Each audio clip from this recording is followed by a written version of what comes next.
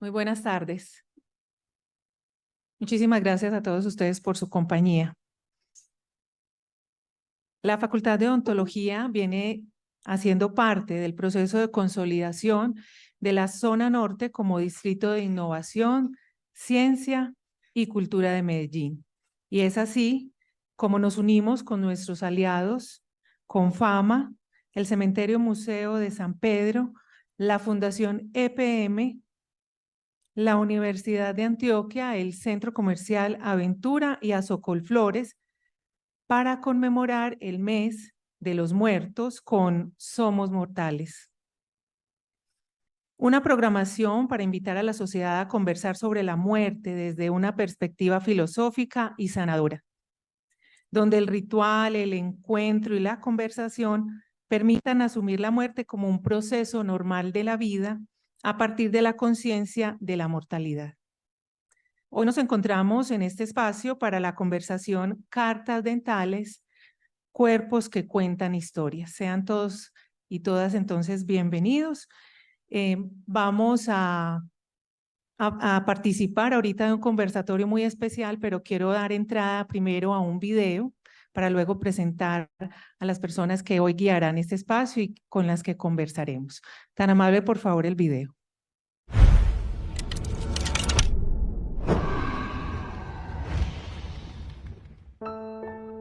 Dios te salve María, llena eres de gracia, el Señor es contigo.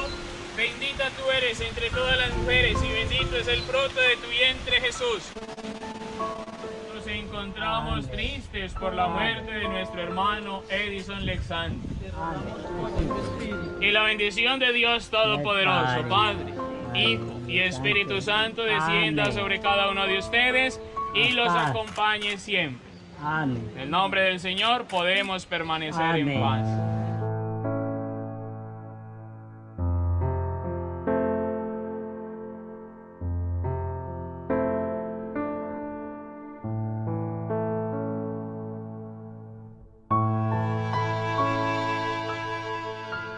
Con todo este acopio de pruebas, testimonios, trabajo de campo, contraste e instrucción judicial, la JEP identificó a 11 víctimas que habían sido dadas como desaparecidas y estaban enterradas de forma inhumana en el cementerio. Ellas fueron Edison Lexander Lescano Hurtado, un campesino de Dabeiba de 23 años, que fue asesinado en 2002. Eliezer de Jesús Manco Úsuga, un campesino de la vereda Llano Grande de Dabeiba, tenía 12 años y fue asesinado en 1997. Otra de las personas identificadas fue Albeiro Úsuga Uribe, un campesino extraído de su casa en zona rural de Dabeiba. Fue ilegítimamente presentado como baja en combate en 1997, así como Wilson Jairo Manco Úsuga, quien desapareció cuando tenía apenas 26 años en 1997. José Antonio Quesada Ilián, una persona desempleada de Medellín, fue asesinado en 2002. Germán Darío Flores Jiménez, desaparecido a las afueras de esa misma ciudad en 1982. Jorge Andrés Ortiz Zapata, un joven de 23 años con una enfermedad mental y desempleado en la capital de Antioquia, fue asesinado en 2007. Óscar de Jesús Durango Pino, otra de las víctimas identificadas, un campesino de Dabeiba asesinado en 2004. Juliet Andrea Tuberquia, una adolescente de 16 años, campesina de la región y asesinada junto a Nelson Antonio Góez Manco, otro campesino, hace casi 2 décadas. Y por último, Ormedi Zapata Durango, un campesino adolescente de 14 años, desaparecido hace 2 décadas. De estas 11 víctimas del conflicto armado, 3 se identificaron con el apoyo de la Fiscalía General de la Nación. El poder buscar a los desaparecidos desde la vía contraria. Son los desaparecedores que nos están dando el lugar donde están los desaparecidos. Y lo que pasó después de que dejaron de ser vistos por última vez por sus seres queridos. Esa parte de la historia nos llega como un gran regalo y nos llega como una posibilidad de paz y de reconciliación. Con el trabajo de la JEP y el análisis científico de medicina legal, menos personas sufren la incertidumbre de la desaparición forzada. Tras décadas de interrogantes y abandono estatal, sus familiares por fin enterraron dignamente a sus seres queridos. Y todo ello es la función principal de la jurisdicción, es decir, no solamente se trata de lograr la verdad sobre lo que sucedió, sino que en estos casos se pueda llegar precisamente a la identificación y entrega digna de familiares que han sido buscados por sus familias de manera incansable. Bueno, de nuevo, una bienvenida a las personas que se acaban de unir a este espacio. Como les mencioné ahora, hoy nos encontramos para la conversación Cartas Dentales, Cuerpos que Cuentan Historias, para hablar sobre la importancia de la ritualidad y la protección del Estado en la elaboración de procesos de duelo y memoria, en el marco de la construcción de paz, donde cobra un lugar fundamental la investigación y las ciencias forenses para el proceso de justicia, reparación y no repetición. Voy entonces a invitar a quienes nos acompañarán esta tarde en la conversación. Lina Rivas Medina es odontóloga forense, quien actualmente desempeña el cargo de investigadora experta en la Unidad de Investigación y Acusación de la JEP. Por favor, nos acompañas por acá. Presentamos también a Camila Uribe, economista, directora de la Casa de las Estrategias, investigadora social en temas de juventud y fenómenos sociales como homicidio, feminicidio, deserción escolar, participación social y corrupción. Y en la moderación nos acompaña entonces la profesora Sandra Milena Zuluaga, quien es odontóloga, magíster en investigación en problemas sociales contemporáneos, profesora de la Facultad de Odontología de la Universidad de Antioquia. Sean entonces bienvenidos y bienvenidas a este conversatorio y pues les invitamos para que consulten la programación completa y puedan acompañarnos y participar de los otros eventos de Somos Mortales. Bienvenidas, muchas gracias.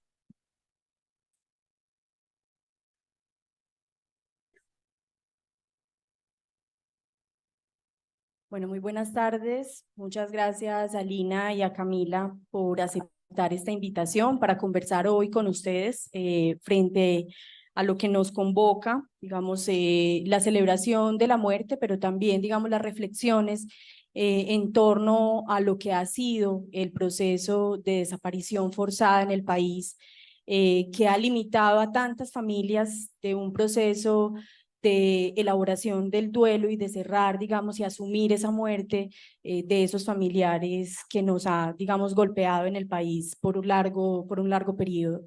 Pero también es esa invitación a que a partir, digamos, de los acuerdos de paz y de los informes de la Comisión de la Verdad, a construir esas nuevas posibilidades en torno, digamos, a lo que nos obliga hoy el país, a una construcción de paz y un reconocimiento de la verdad y reconciliación. Entonces, a partir, digamos, de estas primeras imágenes que vimos frente a una situación que todos conocemos de lo que ha sido el país y la experiencia, digamos, y la vivencia de los desaparecidos y la situación que se vivió en Dabeiba, como uno de los macrocasos que tiene la jurisdicción especial para la paz. Invitamos entonces a iniciar este conversatorio preguntándole a Lina inicialmente en qué consiste su trabajo desde la Unidad de Investigación y Acusación de la JEP. Hola, muy buenos días.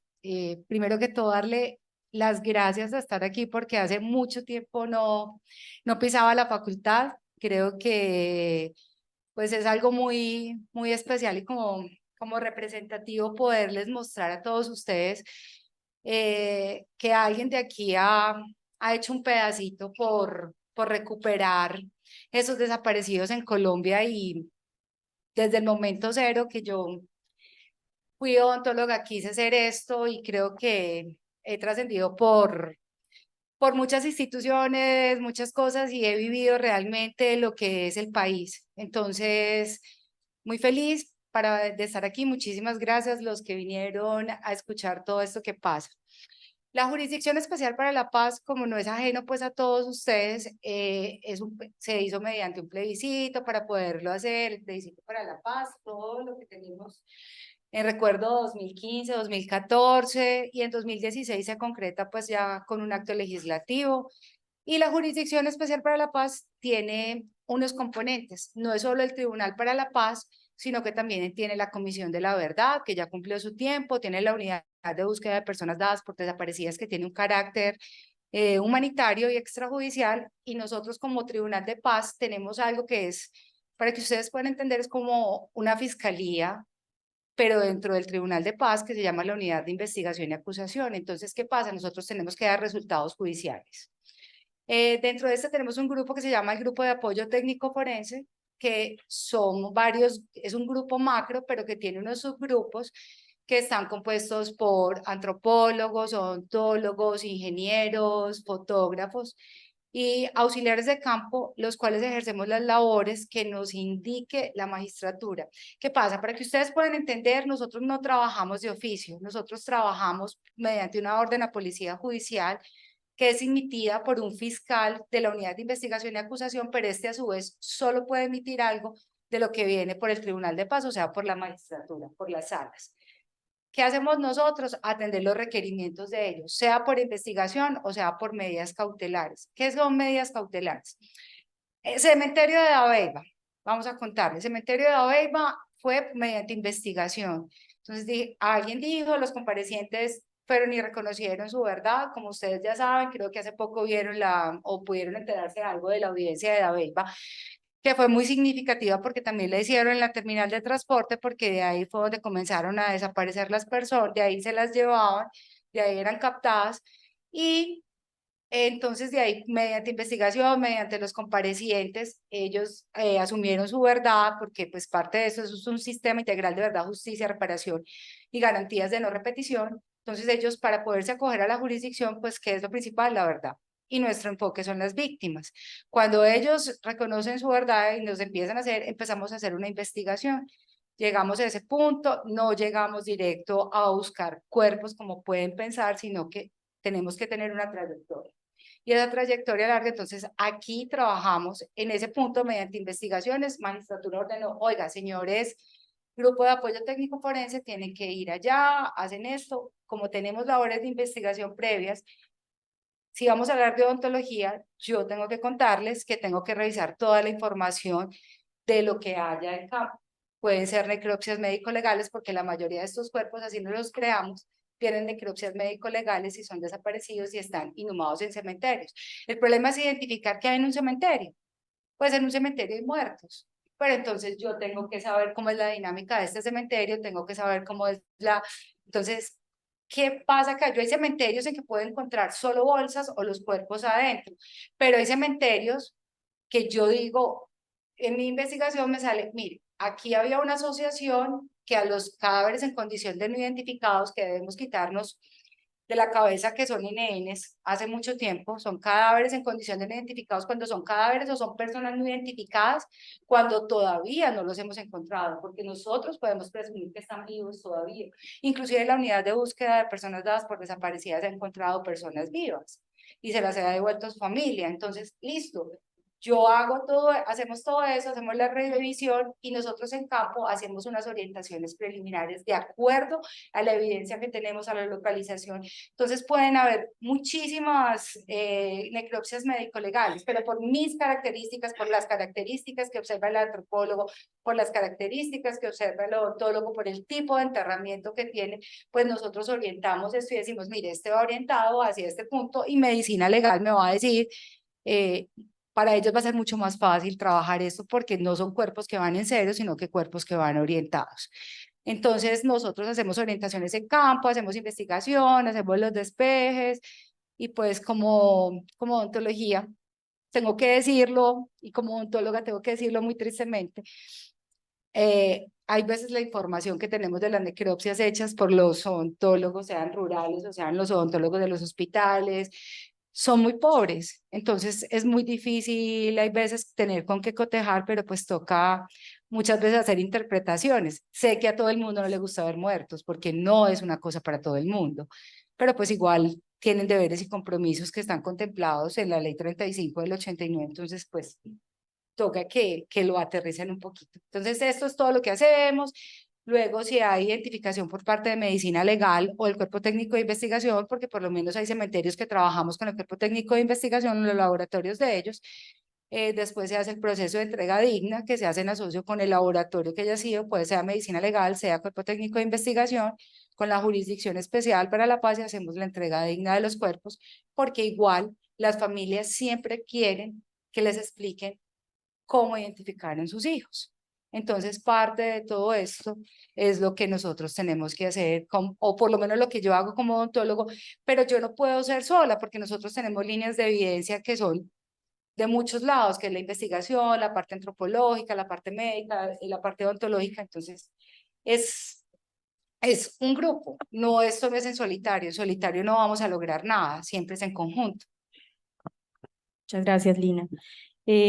Camila tiene, digamos, una experiencia desde una organización social, desde un espacio social urbano, y que también tiene relación con todo este tema del conflicto.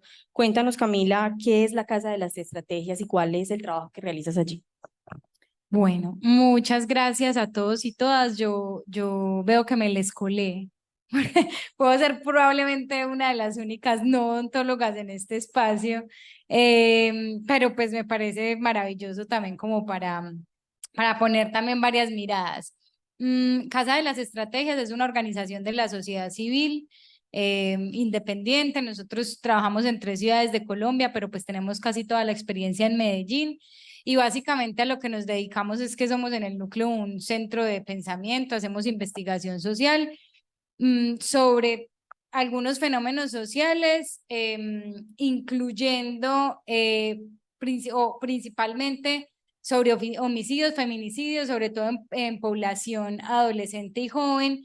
Y pues como las dinámicas criminales también mutan, Medellín es una ciudad, por ejemplo, que ha hecho grandes reducciones de homicidios. Yo soy también crítica de que no sería tan fácil decir que ha sido por grandes políticas públicas de seguridad, sino que también el mismo crimen se va domesticando y va entendiendo, pues, digamos, como que es estratégico un poco para su negocio y para seguir ejerciendo pues como la legitimidad y el control territorial hacia dónde va mutando. Y eso ha hecho que también en la dinámica urbana del crimen, pues fenómenos como la desaparición o como el desplazamiento intraurbano, que no dejan tan visibles y tan expuestos a los victimarios que los cometen, pues se va volviendo como funcional para las dinámicas criminales. Entonces eso ha hecho que nosotros vamos avanzando también de alguna manera en eso, pero me van a escuchar hablar mucho de homicidios, pues porque es como la experiencia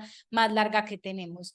Y pues como nos aventuramos a hacer investigación social por fuera de las universidades y además hacerla como con otras 2 características que son, primero, que sea una investigación social muy transdisciplinar, que no sean solo sociólogos o antropólogos haciéndola, sino que incluso pues también haya personas tanto de la etnografía, de lo cualitativo, como matemáticos, un poco revisando estadísticas.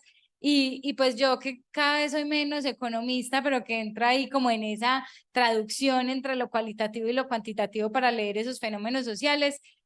Entonces buscar esa transdisciplinariedad, pero por otro lado también buscar una investigación que sea un poco más cooperativa con las fuentes. Entonces eso nos ha llevado como a un relacionamiento con las fuentes, que en muchos casos pues también son víctimas, y ver cómo también podemos, además de tener información para entender esos fenómenos, pues como acompañar, cooperar e incluso vincularlas un poco al propósito de la investigación. Y luego, después de la investigación, lo que queremos es que eso pase algo con eso, que esa es la otra rebeldía, un poco de salirnos de lo académico acartonado, que por lo menos nosotros que veníamos de investigación en universidades encontrábamos, es qué pasa después de que leemos esos fenómenos sociales. Entonces, por un lado, queremos incidir en programas y políticas públicas. Somos una organización pequeña, entonces pues no podemos hacer grandes cambios, pero sí creemos que hay muchas oportunidades de pequeños ajustes institucionales que ayudarían mucho a aportar a estos fenómenos. y por otro lado también nosotros mismos responsabilizarnos de los impactos. Entonces también generamos procesos sociales, entre ellos, no sé, campañas culturales para desnaturalizar estos fenómenos violentos, pero también tenemos programas con adolescentes y jóvenes en riesgo, trabajar directamente no solamente con quienes están en riesgo de alguno de estos tipos de victimización, sino incluso con quienes son victimarios. Entonces trabajar sobre todo con adolescentes del sistema de responsabilidad penal para adolescentes, y ahí también ir piloteando, ir acompañando cosas, pues creo que es como en nuestra apuesta. En el tema de cambio cultural, que es también como esa idea de cómo vamos uniendo más ciudadanos y ciudadanas a venga que nos importen estas cosas, venga que nos toca un poquito, decimos nosotros, como desprivatizar las víctimas de homicidio o de desaparición o de cualquiera de estos fenómenos violentos, porque a veces se quedan como mucho en el ámbito íntimo. Entonces, ¿cómo como ciudadanos podemos aportar a eso y empezar a cerrar filas en una cosa discursiva que a veces caen mucho también las instituciones, y es no justificar lo que le pasa a las víctimas, y por el contrario, pues ensayar una ruta un poco más solidaria de la piedad, que creemos que puede ser también un camino largo, pero sostenible, de que si nos importa más, de que si no lo justificamos, de que si ensayamos esa ruta como más solidaria, pues por ahí también podemos empezar a desmontar un poquito el fenómeno, y ahorita podemos hablar un poco más de eso. Muchas gracias, Camila. Retomando, de hecho, esto último que plantea Camila, en el país llevamos más de 60 años de conflicto armado, y esto hace que gran parte de la población tenga dentro de su familia, haya vivido de manera directa o indirecta efectos de esta situación del conflicto. Y paradójicamente, esta situación a veces hace que, contrario a ser más sensibles a la situación, a la muerte, al homicidio, lo que hacemos es un proceso de naturalización de la muerte, de los homicidios, de naturalización y justificación, incluso muchas veces de estigmatización de las propias víctimas. Alrededor de esto se dan fenómenos diferenciales entre los contextos urbanos y los contextos rurales. Desde la experiencia de cada una de ustedes, ¿qué pueden decir alrededor de esas reflexiones de los homicidios, las desapariciones, en estos dos contextos que pueden ser totalmente diferentes, pero que golpean de la misma manera a las familias y a las víctimas? Bueno. ¿Funcionó? Sí. Realmente el tema y la parte más afectada en Colombia con lo que podemos ver nosotros es la parte rural, sin desconocer que, como hablaban, las dinámicas van cambiando y van mutando dentro de la urbe, pero la parte rural es lo más afectado. ¿Por qué? Porque tuvimos dinámicas de paramilitarismo, tenemos dinámicas de guerrilla, teníamos dinámicas ahora de grupos al margen de la ley que ya no son ni guerrillas, ni son uno ni lo otro. Entonces, siempre buscaron dónde ocultar sus homicidios, sus desapariciones forzadas en los sitios más extramurales de Colombia. Entonces, nunca encontramos, difícilmente ahorita que estamos trabajando cementerios, pero cuando trabajamos 9/9/75, cuando fue el proceso de justicia y paz con los paramilitares, fue en los sitios más inhóspitos de Colombia. 15 horas caminando, pasando 7, 8 veces el mismo río para poder llegar al punto que en ese caso no eran los comparecientes, sino que se llamaban postulados. Nosotros estuvimos allá, entonces, claro, veíamos cómo ellos trataban y su modo de ocultamiento para que no supieran qué había pasado. Entonces, la parte rural tuvo un impacto muy grande. ¿Por qué? Porque la gente no tiene acceso a denunciar. La gente no sabe qué va a pasar. La gente siempre va a vivir oprimida por el miedo, porque siempre están en constante connivencia con los grupos armados. Entonces, nunca van a ir a decir, me desaparecieron mi ser querido, sino que ya cuando han ido empezando todos estos procesos y han pasado como la ley 975 y como el acto legislativo 01 del 2010, nosotros decimos, listo, empezamos a contar, vamos a contar, tenemos esto, con cosas buenas, cosas malas, tenemos 2 procesos de paz en hombros, que hemos tratado de hacerlo de la mejor manera. Procesos de paz en el mundo han habido muchos, y casi siempre lo que han afectado son las zonas rurales, a no ser que sean ya unos genocidios muy marcados, como todo lo que vimos en la, ay, se me acaba de olvidar, todo lo que vimos no, Ruanda es el genocidio más claro, pero lo que vimos en Europa,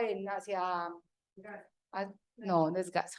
Ya me perdí yo, aquí está. No, Gaza ahorita no, lo que es todo lo todos los rusos abajo, se me acaba de ir el nombre, se me fue la paloma. En todo caso, nosotros estuvimos y tuvimos la oportunidad de participar en las exhumaciones allá en Colombia. Para triste historia, somos un laboratorio de esto. Creo que tenemos de los mejores grupos que hay en Colombia, todos. No puedo decir que uno en especial, porque todo lo que en su momento fueron los grupos forenses del DAS, lo que tiene Fiscalía General de la Nación, lo que tiene Policía, y ahorita pues con este fortalecimiento de la unidad de búsqueda y el grupo de apoyo técnico forense, pues nos hemos tenido que desplazar a esto.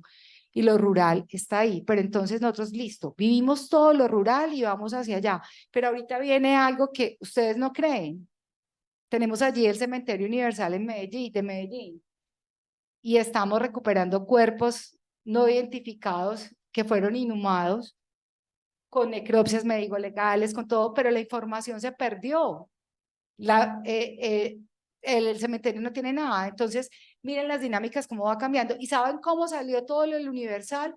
Tratando todo lo que fue lo de la Comuna 13 y la Operación Orión y las operaciones subsecuentes con esto. Entonces, ahí uno dice, sí, o sea, el área rural tiene una cantidad de cosas, pero la urbe ha mutado de una manera y ha sido chocada en una y otra vez por grupos armados, por no grupos armados, y tristemente, pues hay que decirlo, por nuestras autoridades también, porque se han reconocido y eso ya está claro. O sea, yo no estoy diciendo algo que no es, porque ya está ahí. Y tristemente uno dice, oiga, si ellos son los encargados de prevenir, de cuidarme, pues ahorita me toca eso. Entonces, cuando uno mira todas estas cosas y uno se da cuenta, uno dice, venga, aprendimos de mucho.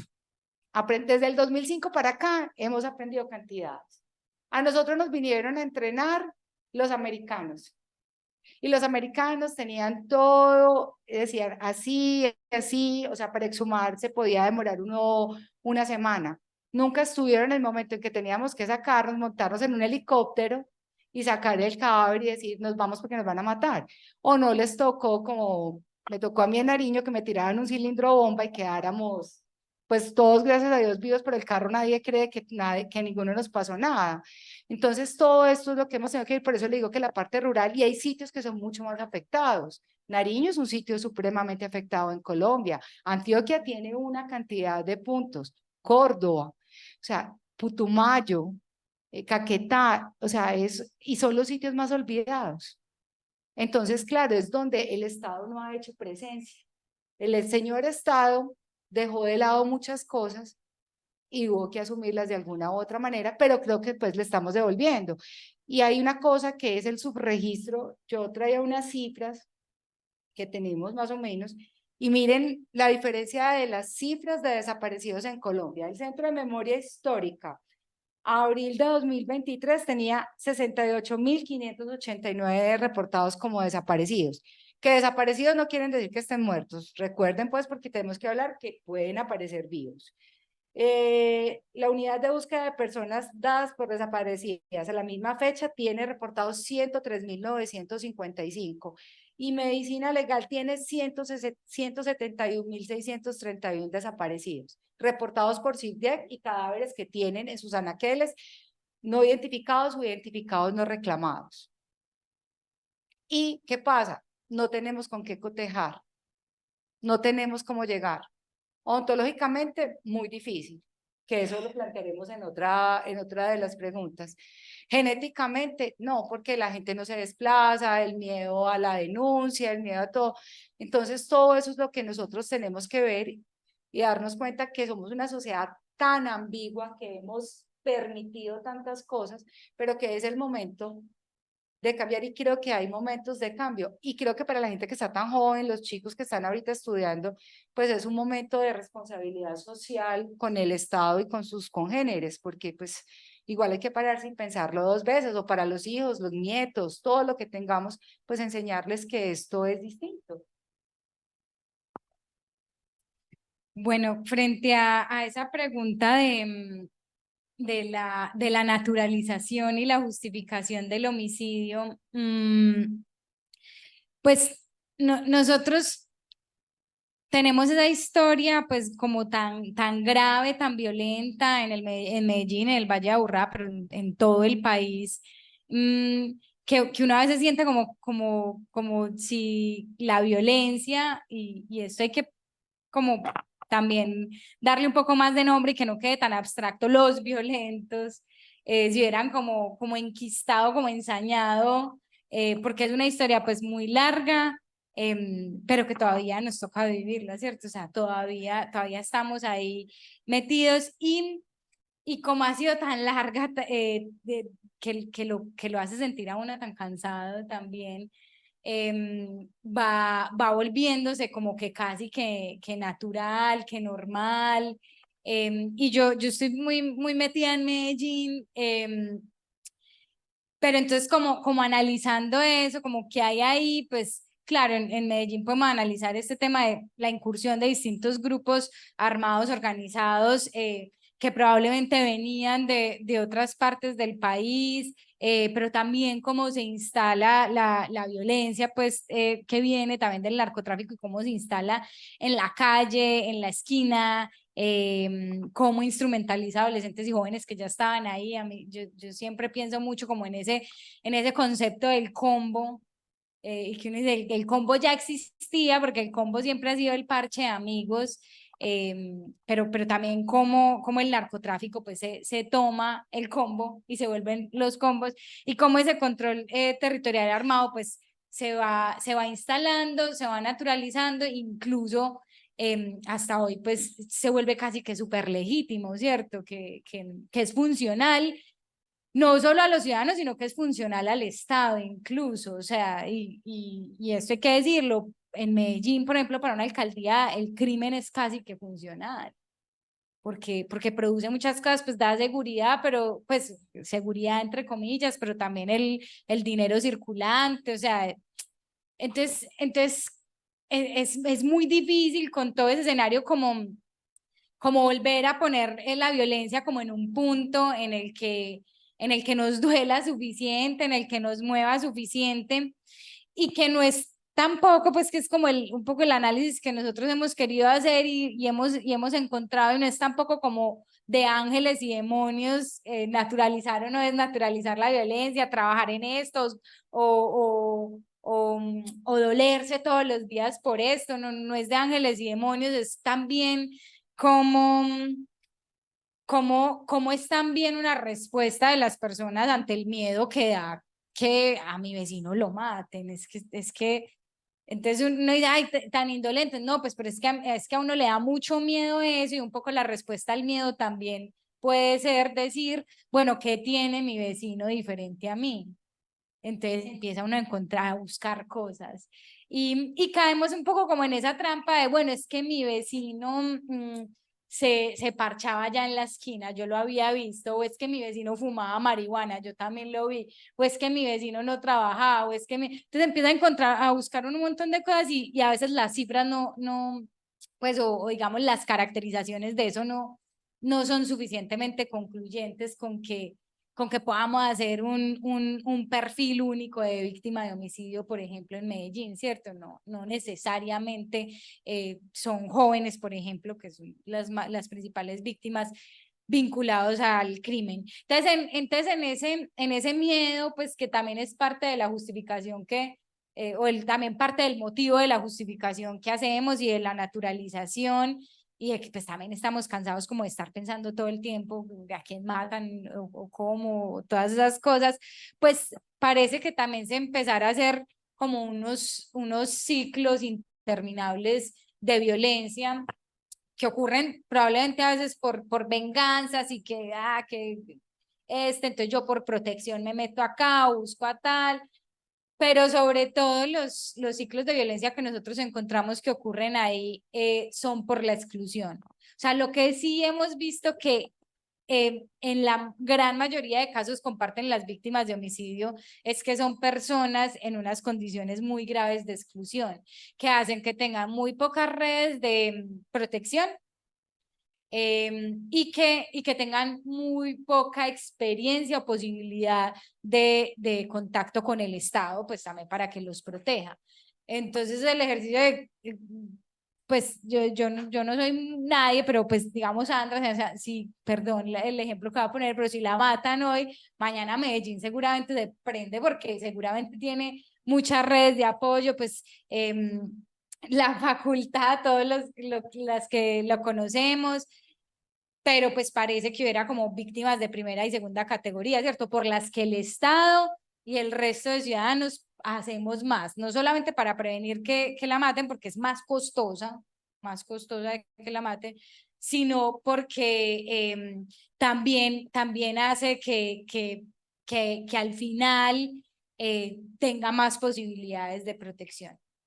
Entonces, en ese ciclo, pues, de que hay personas que parece que para el Estado y para el resto de ciudadanos también fueran más protegibles, pero también más, pues que nos indignaran más. Entonces, estas personas que están en una situación de exclusión más grave, pues parece que hubiera ahí como un círculo de violencia, incluso como casi que si el homicidio se heredara, pues como que uno encuentra una víctima de algunos de estos casos, que casi siempre hay un hermano, un papá, un primo, que también tuvo ese tipo de victimizaciones y luego del homicidio pues quedan peor. Entonces, digamos que para nosotros es importante como recalcar esto, para ver si desde ahí empezamos pues como a entender qué es lo que nos pasa cuando sabemos de estos fenómenos y también si por ahí vamos ensayando pues también otras rutas para desnaturalizarlo. Y que vamos cerrando filas en no justificarla, ¿cierto? O sea, entendiendo que a veces lo hacemos un poquito por miedo, por establecer una distancia, yo soy diferente a esa persona, pues reflexionar un poco sobre eso porque creo que podemos hacer la forma de que sea más, que todas las personas sean más costosas también de matar y más rentables, incluso moral y estatalmente, de proteger o de ejercer justicia, pues cuando esto ocurre.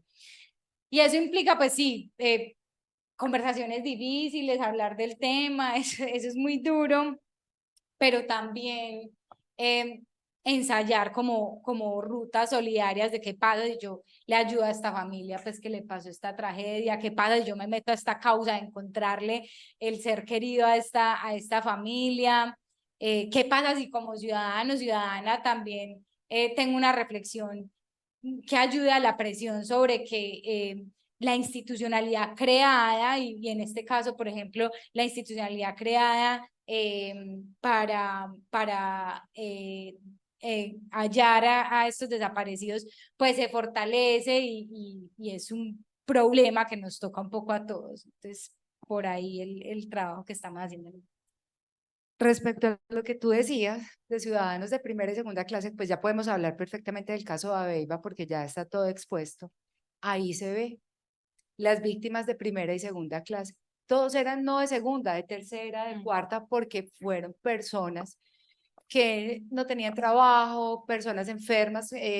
Como mostramos en el video al principio, había una persona que tenía problemas físicos y mentales y se lo llevaron. Entonces, el que menos vale, o lo que pasa con los indigentes. Entonces recogieron muchos indigentes, recogieron muchas personas en condición de calle, porque esa es como nos debemos referir, las personas en condición de calle, llegaron, los buscaron, se los llevaron, la persona que tenía un vicio, que estaba con... Eso pasa y eso es lo que encontramos. Y eso fue lo que encontramos, por ejemplo, en Dabeiba. Personas que sacaron y que se las llevaron sin tener nada que les dijera, solamente era sencillamente ser pobres, no tener una red de apoyo, no tener unos vínculos distintos sociales ni nada. Entonces ahí es donde vemos que todo se enlaza, no solamente es la parte nuestra, que es una parte técnica, científica, sino con la parte social. Todo esto hay que mirarlo y esto es lo que ha pasado. Con esta reflexión que hacen Camila y Lina, entrando ya pues como a la situación específica de las víctimas y de reconocer, digamos, ese proceso de verdad y de identificación, ¿en qué consisten esas metodologías de investigación y los procesos de búsqueda? No sé si Camila, que habla más desde una experiencia ciudadana y más desde la experiencia de una organización social, y Lina pues nos va a contar un poco más la experiencia desde las ciencias forenses, que ahorita hace un rato conversábamos y decíamos, pues casi que el proceso de identificación, el proceso de investigación tiene gran parte de la investigación forense o de las ciencias forenses, pero también hay una responsabilidad y una importancia muy grande de todo este proceso social. Entonces, no sé si Camila inicia pues como contándonos cómo es este proceso, digamos, de la investigación, y ya Lina pues nos complementa específicamente en lo que tiene que ver con las ciencias forenses. Sí, yo muy cortico decir que creo que lo mencioné al principio, pues es importante mencionar que no es un tema como súper del pasado, ¿cierto? Sigue ocurriendo y pues la desatrasada es tremenda. O sea, hay muchas personas dadas por desaparecidas, pero además siguen sumando. Y a mí una cosa que me parece dramática es como históricamente en Colombia ha sido casi que como una lucha como otra vez muy privada de las familias, ¿cierto? Que eventualmente se han logrado organizar y que de ahí ha surgido, gracias pues digamos como a la institucionalidad que ocurre también a partir del proceso de paz, ha surgido digamos como movimientos, organizaciones, pero que históricamente había sido como una lucha muy privada de las familias y yo busco a mi hijo y la señora yéndose y mi madre a buscar por todas partes y enterrar y preguntar, pero que no, pues no siempre había sido como una pregunta como más colectiva y una lucha más colectiva, y yo creo que la visibilización del fenómeno, tener cifras sobre eso, la creación, obviamente, pues de la unidad de búsqueda de personas dadas por desaparecidas también hace que sea pues un poco más transdisciplinaria esta búsqueda y no solamente esté pues como allá en un proceso como súper penal militar que dificulta también pues tratar a estas personas como personas y no necesariamente pues como casi que se lo merecían, ¿cierto? Entonces, como la reflexión sobre esto, yo creo que ha sido una de gran importancia, pues, para que estos hechos ocurran. Y ya, pues, digamos, como todo el proceso que ocurre interno, pues yo quisiera que lo contara Malina, pero yo lo que sí quiero mencionar es como que esto sigue pasando y que es muy importante como seguir generando la institucionalidad necesaria para prevenir, pero también, digamos, para desatrasarnos y darles respuesta a tantas familias, movimientos y ya pues sociedad civil organizada. Es que mira que es súper chévere ahora porque las familias se organizaron y las víctimas se organizaron en diferentes colectivos. Entonces eso es súper bueno porque los colectivos van y hablan y llegan al punto de decirle a en mi caso, por ejemplo, en la jurisdicción, yo no solo he trabajado en la jurisdicción, yo he trabajado en la Policía Nacional, en la Dirección de Investigación Criminal, en laboratorio y en campo. Entonces, las víctimas se asociaron y ellos se sentaron a pensar, oiga, es que yo tengo un desaparecido, y llegó la otra y dijo, yo también, y se envalentonaron y dijeron, oiga, si somos capaces, lo vamos a hacer. Y parte de todo lo que nosotros estamos haciendo, y por ejemplo parte, porque yo lo puedo contar ahorita, de la Jurisdicción Especial para la Paz, es porque ellos nos han dado herramientas. No, sí, ellos han sido un instrumento para nosotros poder hacer nuestra labor. Entonces ellos han ido y han dicho, venga, nosotros creemos que tenemos cuerpos desaparecidos en tal y tal, y se han dedicado tanto y han hecho unas investigaciones tan grandes y han conformado unos equipos tan buenos que han llegado con unos documentos que soportan tanto, que hace que la magistratura pueda tomar decisiones y comience a decir, oiga, empiecen a trabajar ustedes grupo de apoyo técnico forense, o en algunos casos la unidad de búsqueda de personas dadas por desaparecidas, dependiendo del caso que sea, porque hay veces no, ni siquiera las personas quieren que haya algo judicial o algo que sea de un TOAR, o sea, que sea de una cosa de la justicia transicional, sino que simplemente le devuelvan a su persona querida. Entonces ellos llegan, hacen todo esto y partimos de documentos, muchas veces, como hablamos, de las víctimas que entregaron los colectivos y dicen, bueno, y de ahí partimos, y de ahí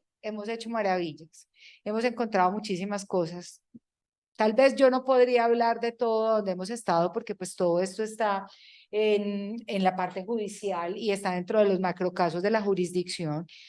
Pero entonces cuando han ido ya como el movimiento, el MOVICE, el Movimiento de Víctimas de Crímenes de Estado, y dijeron, oiga, yo necesito que pongan medidas cautelares a los cementerios de tal, donde ustedes nunca se hubieran imaginado.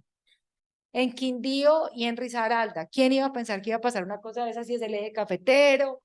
Vamos a pasear, es pequeño, todo. No, señores, error, estamos equivocados. Y otra vez, están inhumados en los cementerios de Colombia, con una reglamentación que nunca cumplen los cementerios, con un mundo de cosas. Entonces, ¿qué pasa?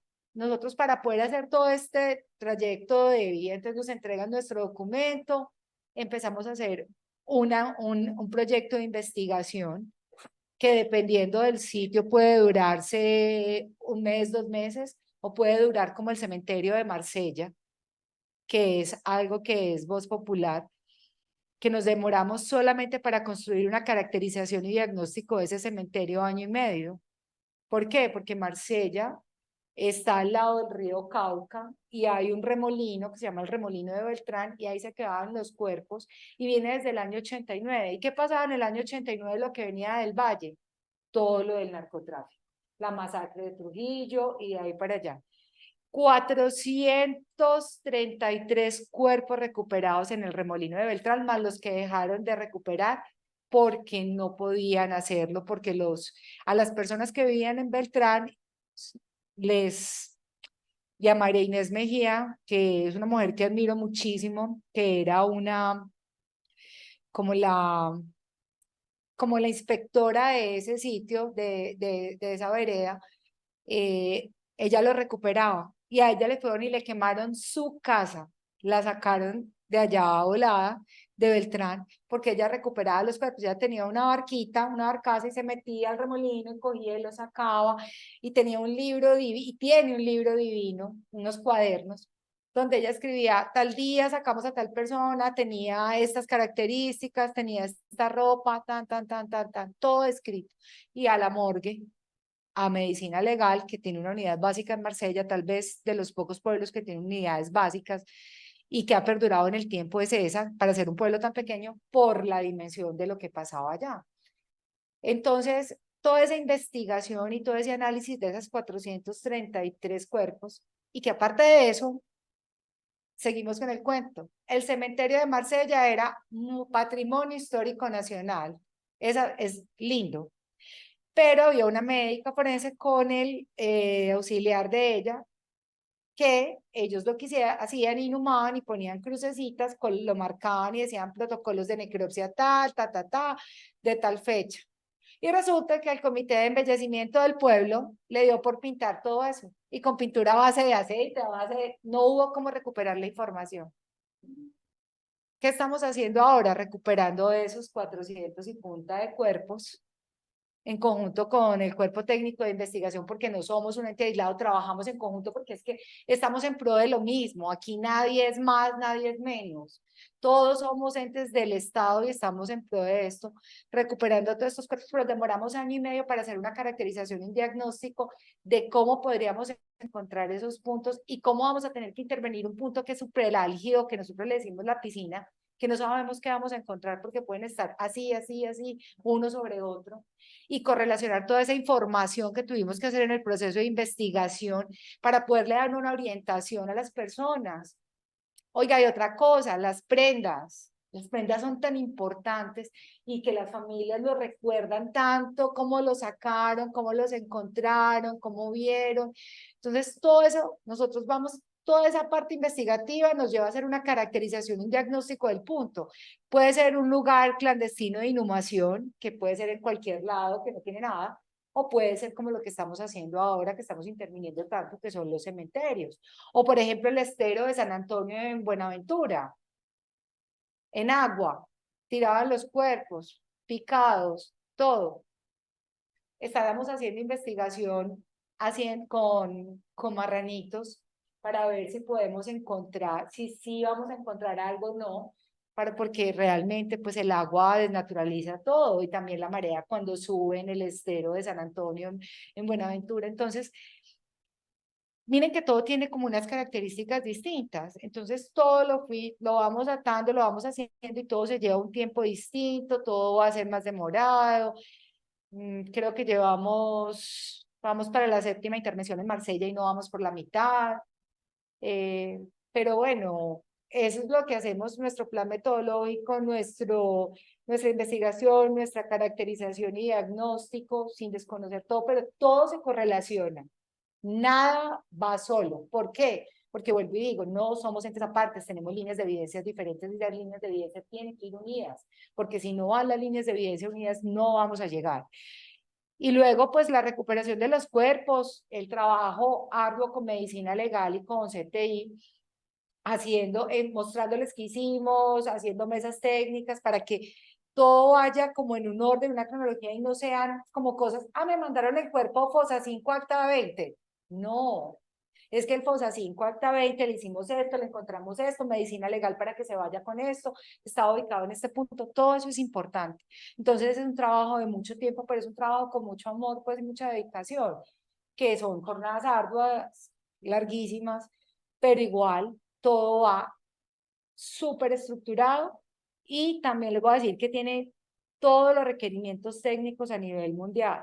Nosotros tenemos un campo que es, no sé, o sea, yo digo que nosotros somos el laboratorio del crimen, yo lo sé, es horrible, pero es que tenemos todo lo que tenemos y ya me acuerdo, el conflicto y el genocidio en los Balcanes, o sea, me volví, para que se acuerden que sí. Entonces yo creo que la metodología es súper importante, pero es súper importante la información, la parte investigativa y la correlación de información.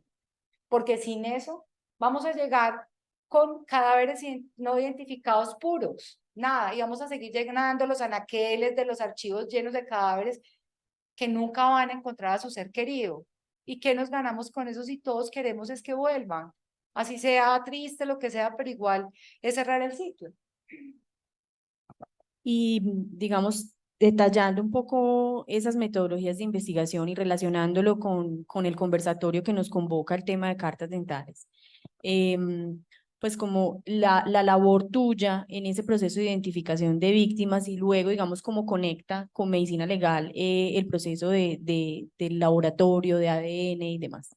Bueno, lo que pasa es que nosotros lo que hacemos con esto es decir, garantizar la unicidad y la perennidad de la prueba. ¿Por qué? Porque los cuerpos que recuperamos realmente están en unas condiciones que son cuerpos que llevan inhumados 20 años o hasta más. Entonces, cuando nosotros hacemos toda la documentación fotográfica, topográfica y hacemos toda la orientación por medio de la carta dental o que no debería llamarse carta dental, debería llamarse registro único ontológico, ni siquiera forense, porque es que es un registro único ontológico. Y eso es lo importante que tienen que tener los estudiantes ahora, que yo sé que no lo ven, pero cuando uno se le desaparece a alguien, lo ve. Cuando uno se desaparece y dice, hombre, ¿quién hacía esto? Entonces, eso es lo importante y eso tiene que nacer de acá, pues. Entonces, lo que hay que pensar es, oiga, yo garantizo que esto que estoy escribiendo es lo que se va a ir aquí y va a llegar.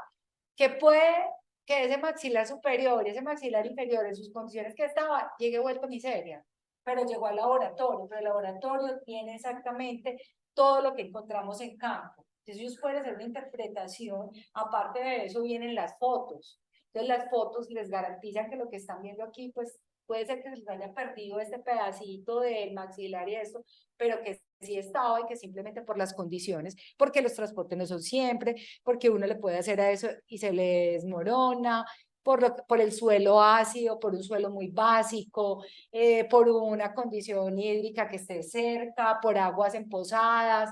Eso pasa en todos estos lados. Entonces, claro, las condiciones para garantizar nada, pues los dientes nos duran toda, son los más perennes, son los que, mejor dicho, pues para que se deshagan, es muy difícil, pero igual de todas maneras es el contexto y vuelvo a lo mismo, las líneas de evidencia que nos van a aportar, luego la genética, que tampoco saquen de la mente pues que la genética es lo más wow, plus de todo, no, es una línea de evidencia.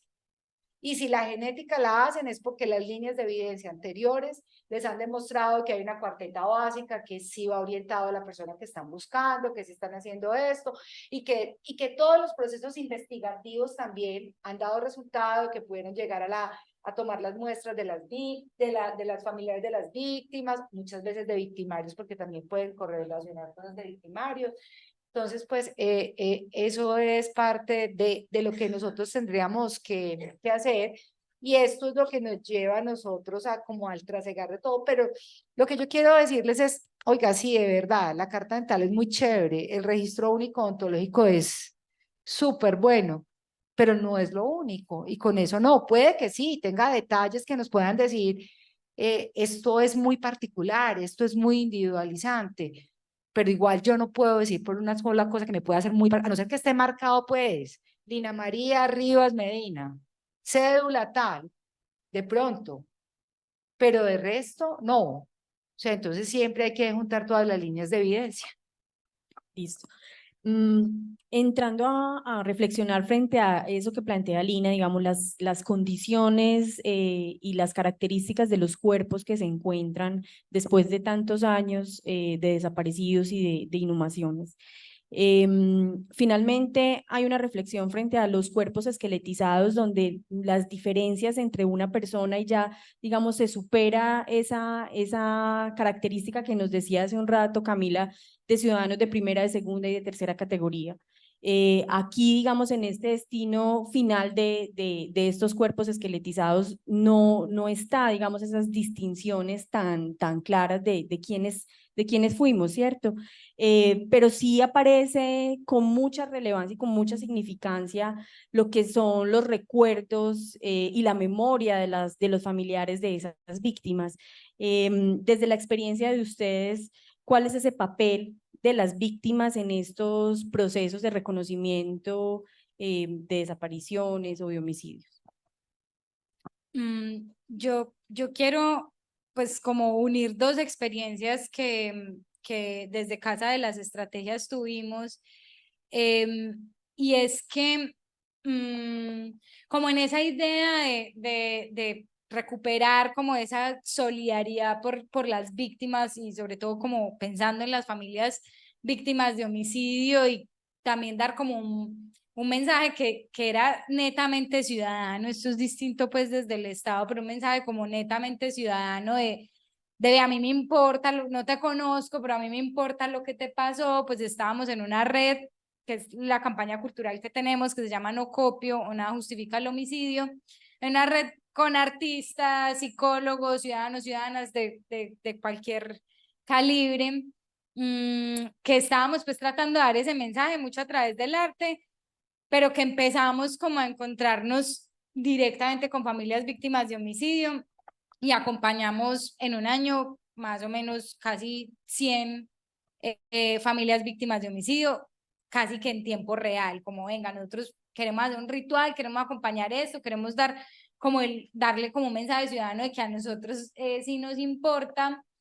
Y eso en esa experiencia muy ciudadana nos hizo acercarnos un poco digamos, al círculo cercano de la víctima de homicidio, que nos hizo, por un lado, como entender mucho lo que pasaba con la mamá de la víctima de homicidio, como que eso nos conmovió mucho, pero a nosotros que trabajamos mucho lo joven, también lo olvidado que queda, por ejemplo, pues en un homicidio de un joven de 18 años, por decir algo, aquí en Medellín, el mejor amigo de ese muchacho.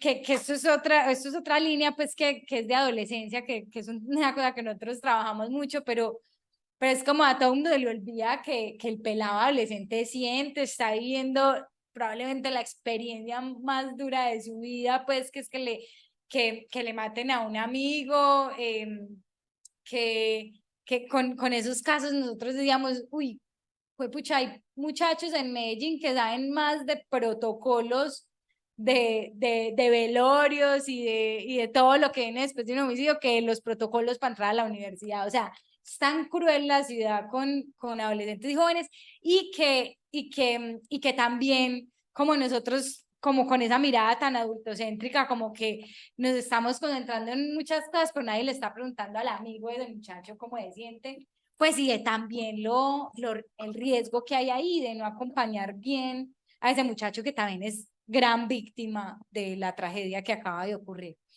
Y después de esa acción como muy ciudadana, decidimos hacer una investigación que la hicimos en asocio con una organización de Río de Janeiro que se llama Observatorio de Favelas, y hicimos lo que provisionalmente en ese momento llamamos como la autopsia social del homicidio.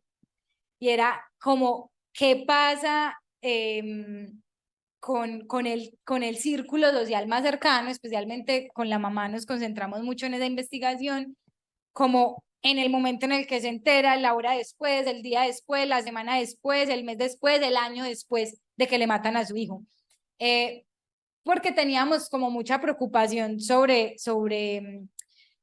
también una cadena de victimizaciones que pueden venir después de ahí, como otro homicidio, como un desplazamiento forzado, como incluso encontrábamos muchas violencias sexuales a esa familia. O sea, queda tan excluida esa familia que se vuelve vulnerable a un montón de victimizaciones.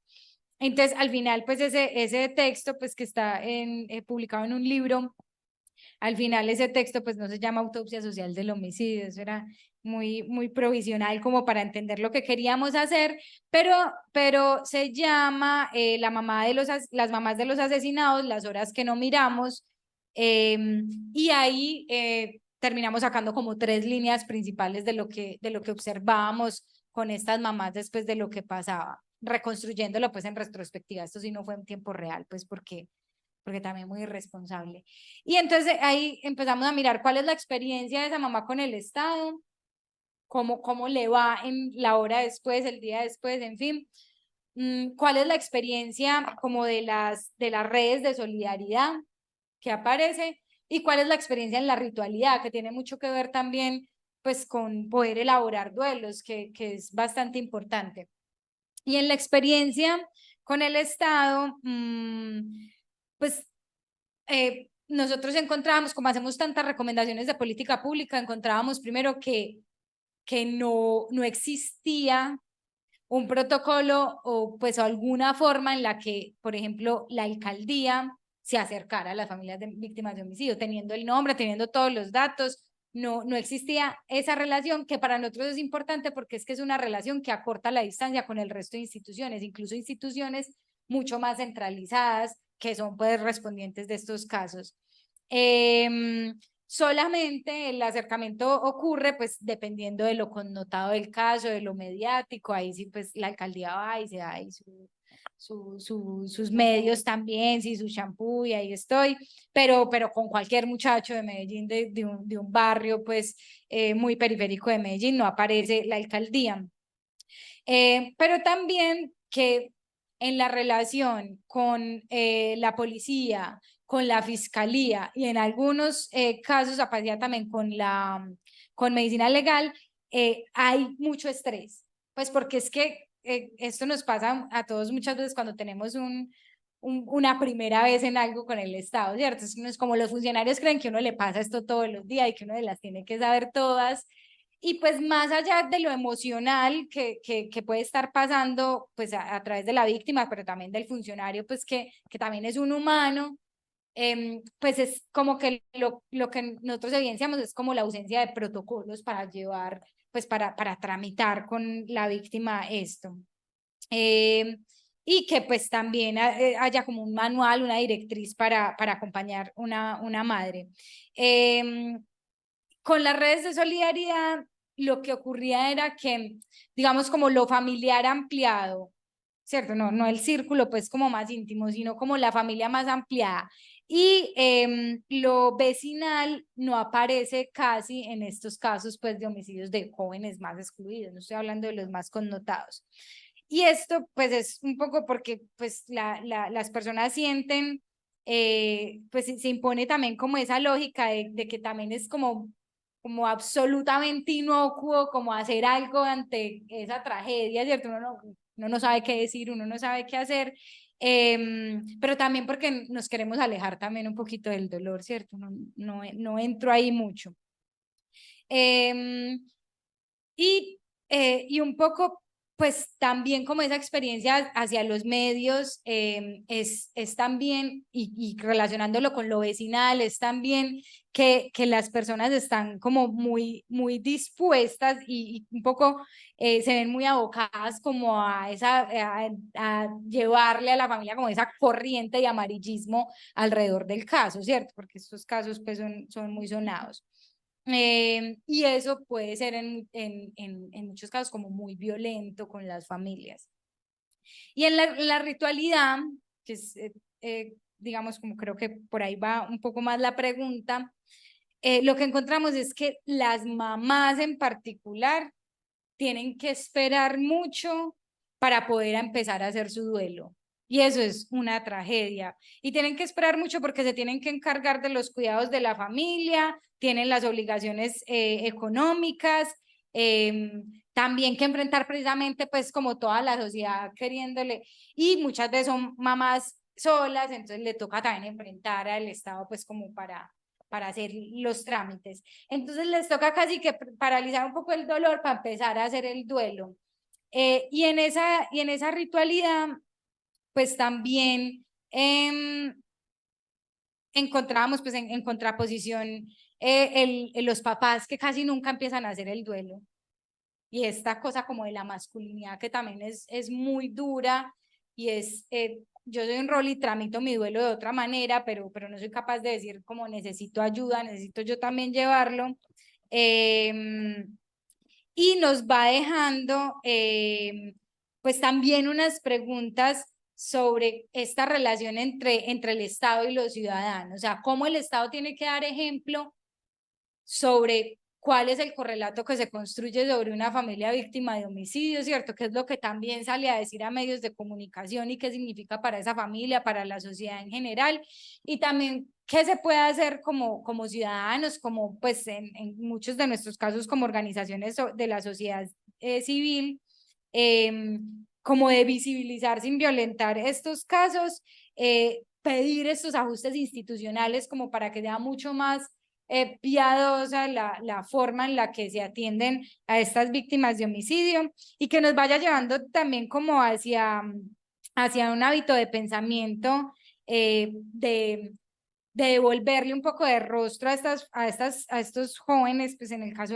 de esta investigación, a partir de la mirada de la madre y así también tratar como de desprivatizar un poco pues como lo que ocurre tan en privado y hacerlo como de manera solidaria. Entonces, sí, como que a partir de la experiencia que tuvimos, pues como muy ciudadanos y luego como investigadores, también hay una interpelación ciudadana y al Estado sobre cómo podemos permitir y y facilitar este proceso de duelo y de memoria que tienen que llevar las personas y que seguramente tenemos que llevar todos como sociedad. Pues bueno, es que la relación de nosotros con las víctimas es una relación súper delicada, ¿no? Porque primero que todo el eje central de este proceso son las víctimas y deberían ser siempre, ¿no?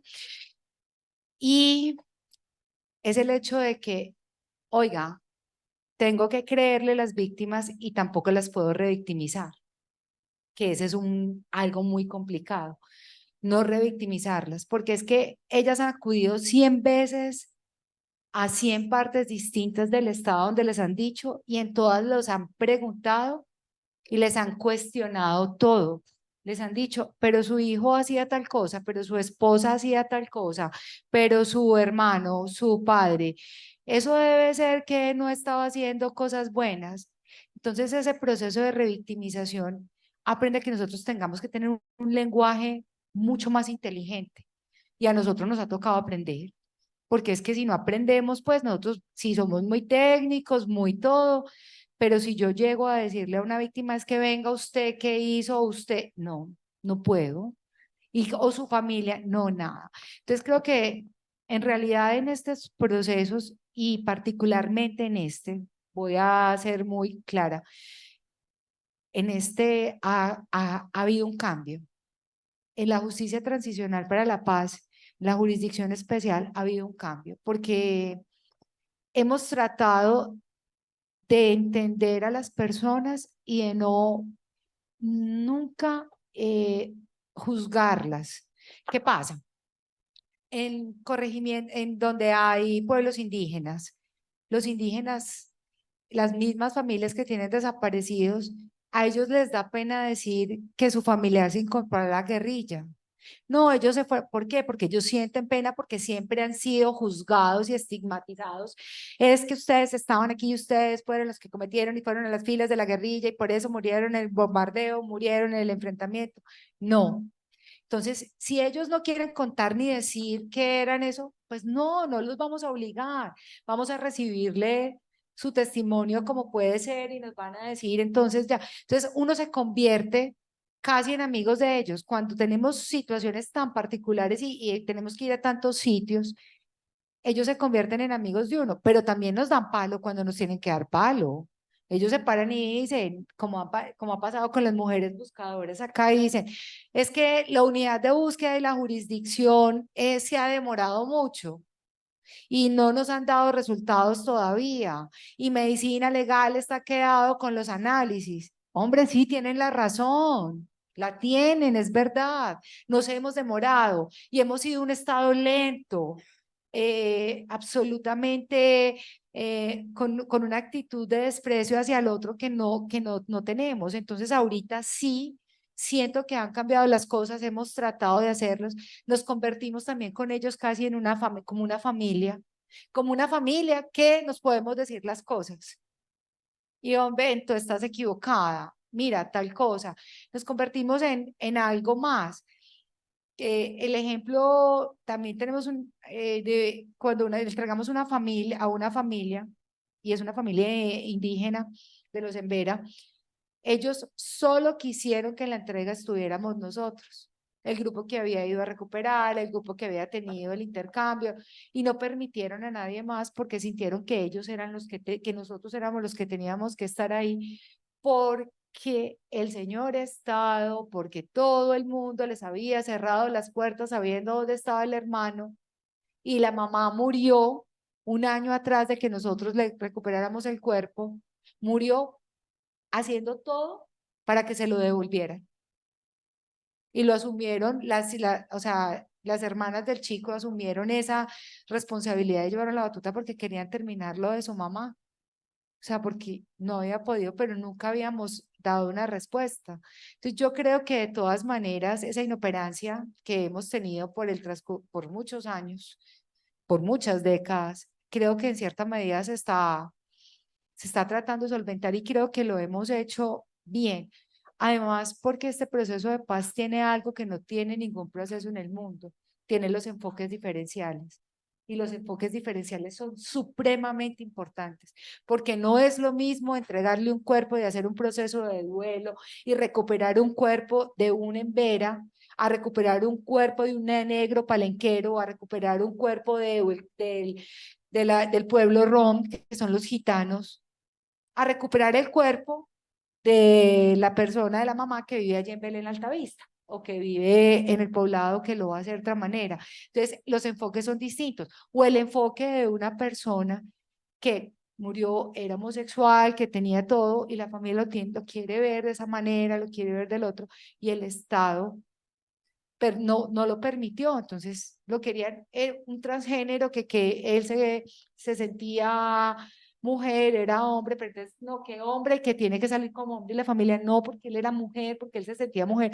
Entonces todo esto ha hecho que hemos tratado de trasegar y hemos tratado, tenemos defectos, tenemos miles de errores, pero los estamos compensando y creo que estamos por muy buen camino ahora y la unidad de búsqueda ha hecho una cosa maravillosa con la parte que es extrajudicial y el acercamiento con las víctimas ha sido absolutamente precioso, impecable, todo.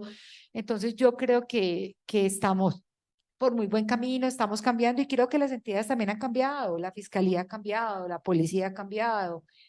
No podemos pensar siempre y culpar al otro.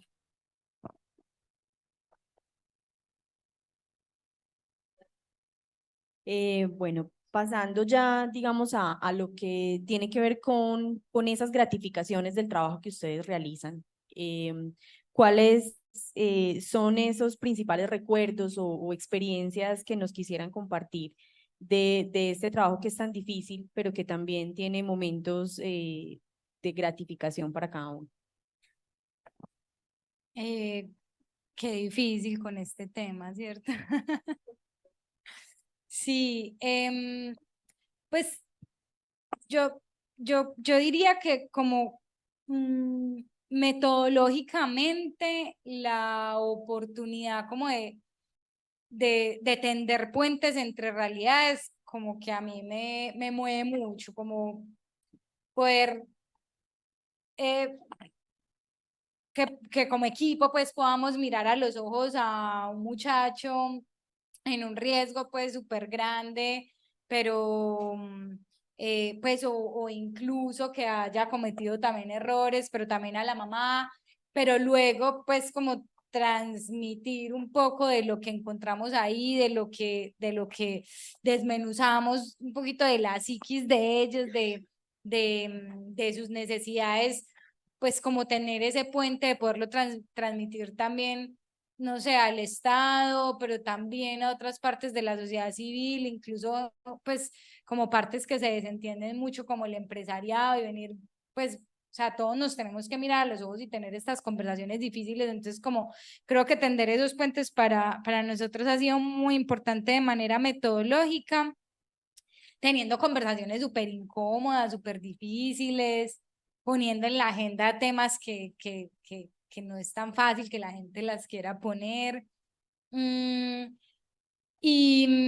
y que lleguen a buen puerto. Una de las cosas, pues como que nos sentimos muy orgullosos como equipo de que hubiera ocurrido es que en una de nuestras investigaciones encontrábamos que en Medellín 9 de 12 jóvenes víctimas de homicidios sabían que los iban a matar días, horas, semanas antes, y para nosotros eso era como una gran tragedia, pero también como una ventana de oportunidad de Medellín, tiene como salvarle la vida a un pelado que ya sabe que lo van a matar.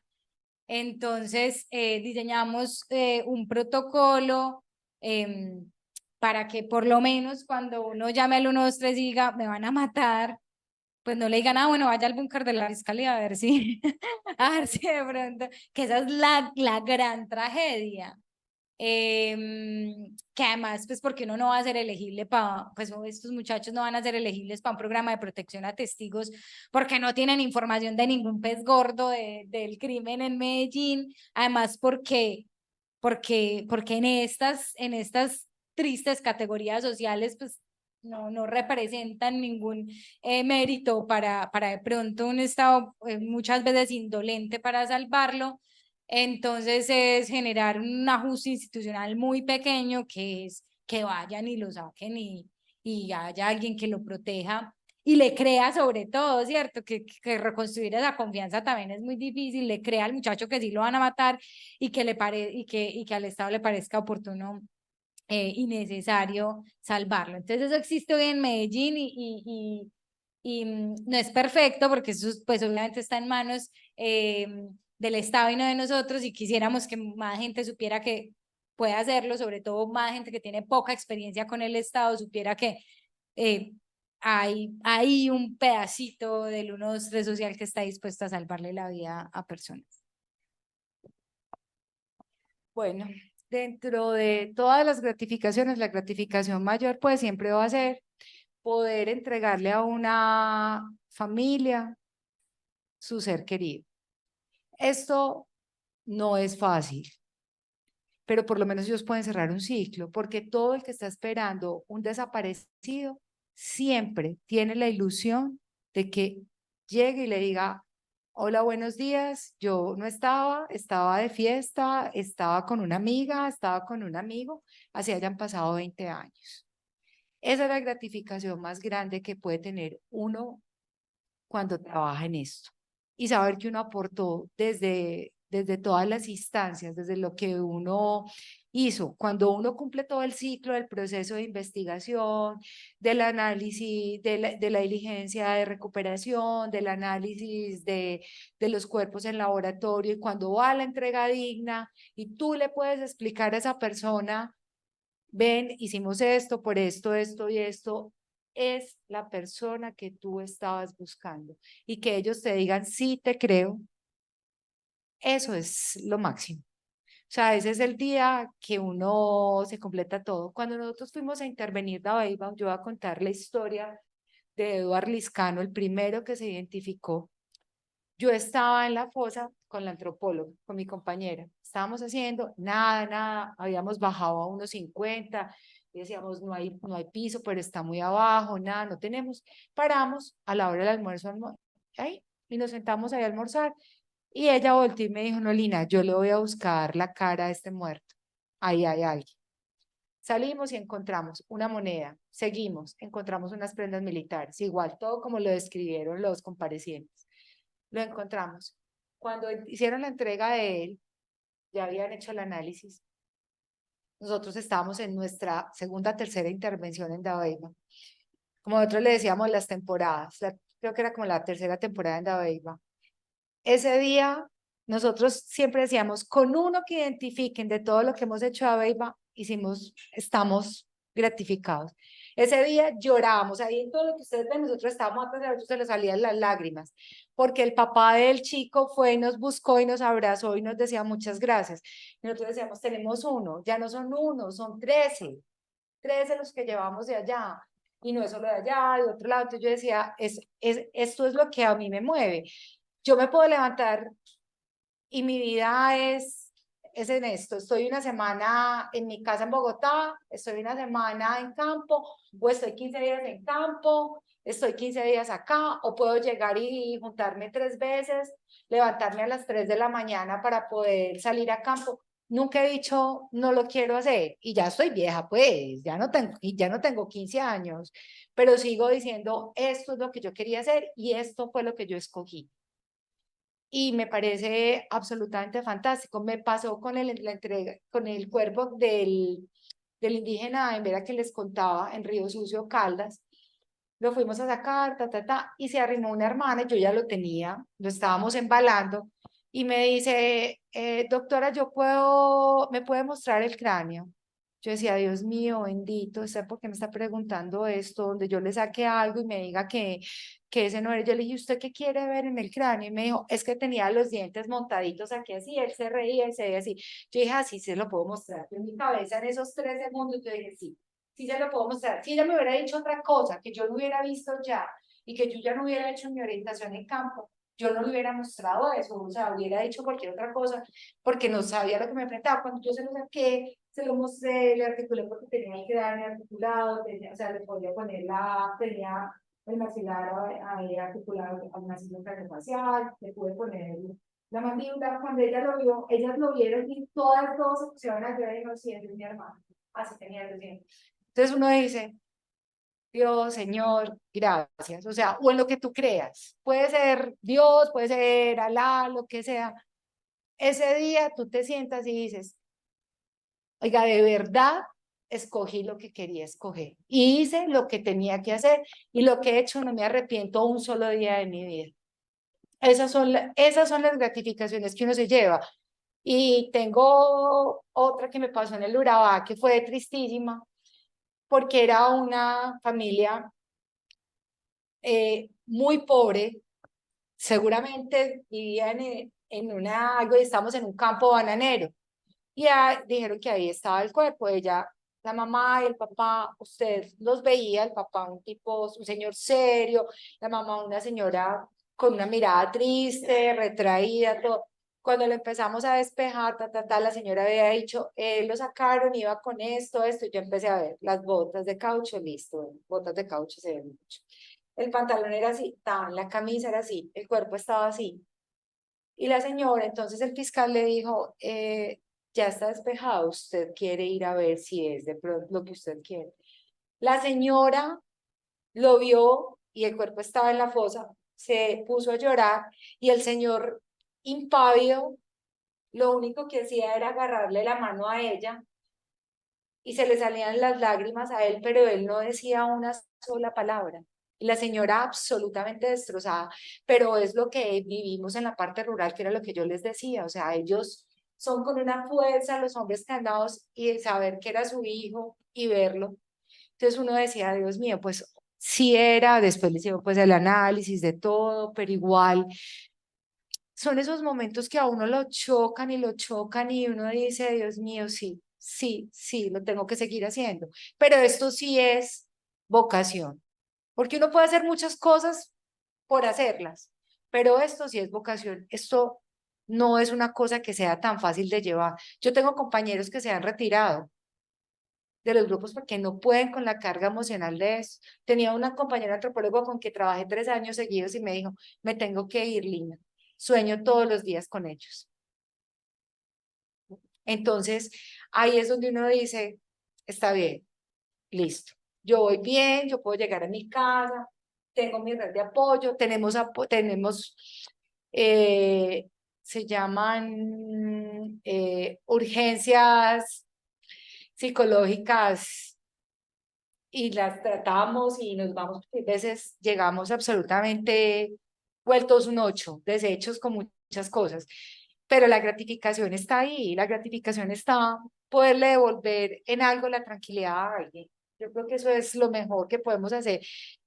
Y yo les quiero decir, tal vez no hay tantos estudiantes ahora, pero desde el alma mater, desde la facultad hay que entender esto y hay que ponerlos. Yo sé que ontología es algo que es tratamientos, cosas, claramente es algo con vivos, casi ni siquiera con muertos, pero tenemos que tener como una visión de una cátedra social, de entender qué pasa en nuestro país, de tener una responsabilidad con el Estado y con mis congéneres, entender que la cátedra de odontología forense son 10 horas, no son nada, sino que es mucho más y comprender todo lo que va. No solo es eso, es simplemente el hecho de que elaboren una historia odontológica buena, un registro único ontológico donde reflejen y no solamente digan, está sano, tiene una amalgama, tiene un tratamiento de tal. No, no es solo eso.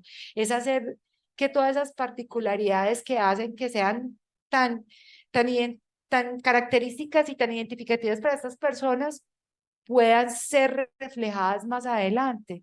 Y esto pasa porque, hombre, el Código de Procedimiento dice el artículo 251, métodos de identificación, carta dental, huellas dactilares y genética. Y la ley 38 del 93 que nos obliga a, ¿lo hacemos? No lo hacemos. Entonces yo creo que es una reflexión que como alma mater, no solo nosotros, Universidad de Antioquia, es todo, lo tenemos que hacer y tenemos que hacerlo de alguna manera distinta. Les puedo contar y les avanzo que estamos en un proyecto, estamos haciendo el proyecto de ley de la reforma de la ley 38 del 93 con el Comité de la Cruz Roja Internacional, con todas con entidades del Estado y con la parte académica en Bogotá, porque tiene que haber un cambio. Tenemos que pensar como seres colectivos, sino como seres individuales. Y somos eso, seres colectivos, y estamos en una sociedad. Entonces nosotros tenemos que ponernos los pantalones y el alma. Sí, tal vez soy la odontóloga social, será, no sé, pero creo que sí. Y creo que nos hace falta mucho como estudiantes, como personas y como alma mater, no solo no quiero hablar de particularidades porque es generalizado. Lo que acabo de hacer de la cátedra de 10 horas, de 8, o de la cátedra de un semestre, es en todas las universidades, pero no es solo eso, es que podemos partir desde el día en que te están diciendo el día 1 cómo haces una historia clínica. Para cerrar ya este conversatorio, pensando desde la visión como ciudadanos, y es pues como la última pregunta para Camila, ¿cuál es nuestra responsabilidad como ciudadanos para desnaturalizar la violencia y construir territorios sin miedo? Quería pegarme antes de lo de Ciudadanos un poco a lo que estaba diciendo Lina, pues con seguramente personal de la salud, pero diría yo pues con funcionarios en general, como es la importancia de tener como más enfoques diferenciales a la hora de atender a alguien, no solamente una víctima, sino pues a cualquier persona, como que hay un montón de cosas que le pasan a las personas por unas sucesivas características que tienen, que es muy importante leerlas a la hora de prestar pues una atención adecuada. Máxime si es una persona que está ahí en nuestra atención por cuenta de una victimización de la que, de la que fue víctima. Y los ciudadanos, pues tres cosas que creo que ya he mencionado para ser muy ágil, como ser muy conscientes de que estos fenómenos de naturalización o normalización de lo violento nos hace perder un poquito como la solidaridad y la piedad, entonces tratar de buscar cómo reconstruirla.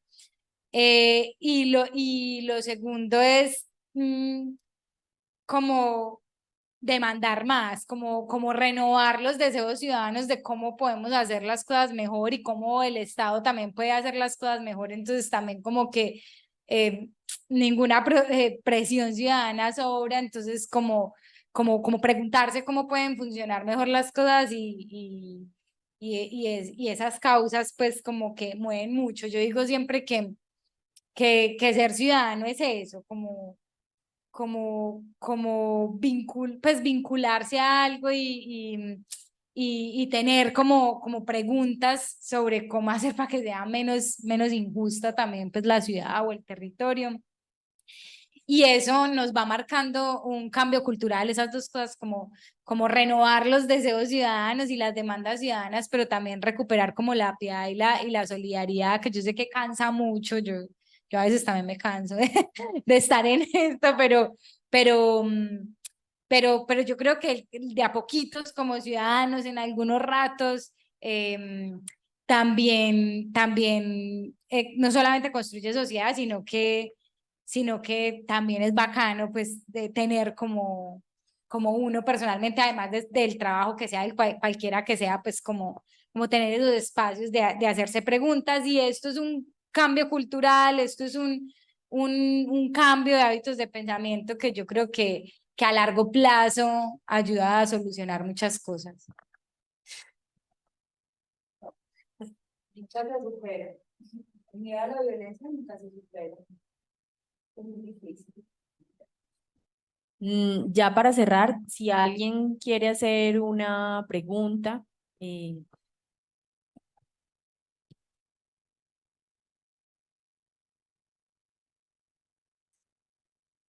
Muy buenas tardes para todos. Bueno, yo me animo a hablar acá, básicamente porque le vuelvo a ver la cara a la doctora Lina Rivas, después de que por allá en el año 2002 fue profesora nuestra. Muchas gracias por venir, también a Camila. Gracias, Sandra, por liderar estos espacios, pero porque me veo también con la responsabilidad de darles un mensaje a ustedes y pues a la comunidad en general de cómo se está tratando las ciencias forenses en esta universidad.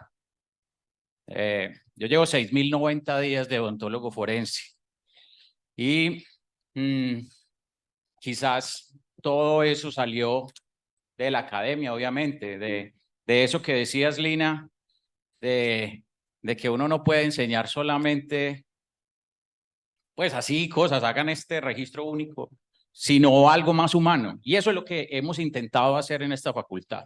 En esta facultad, la cátedra de odontología forense, que pues obviamente la viven los de décimo y de ahí se vuelven egresados,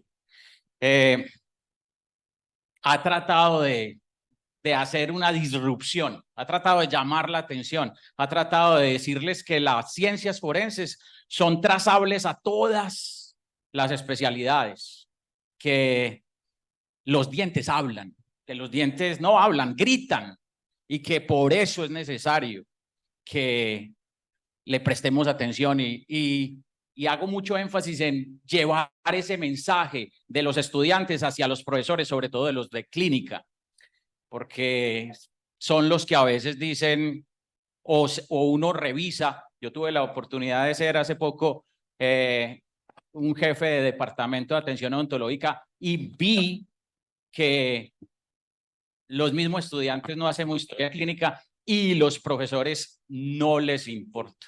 Dicen, no, eso no quedó registrado, no quedó evolucionado, no pasa nada.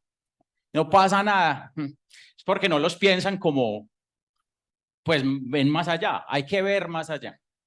Eso quería hacer pues primera parte de mi intervención, una parte como académica, decirle que lo estamos intentando, llevar el mensaje.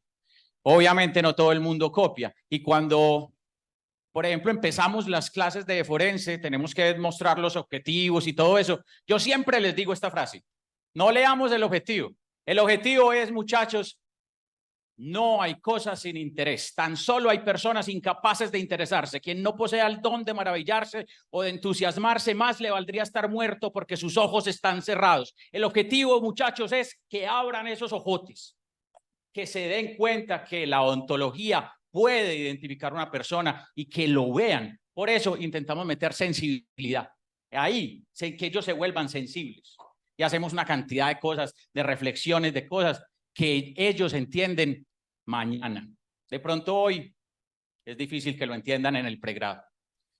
Eso desde ese punto. Pero también me llamaba un poquito la atención desde lo laboral, que ya le dije que llevo más de 6.000 días como forense, y uno como forense a veces dice, bueno, si no trabajo en medicina legal, porque yo fui uno de los que se turbó la mente, como que decías que hay gente que se retira, yo fui uno de los que dijo, estoy soñando con tanto muerto que me tengo que ir.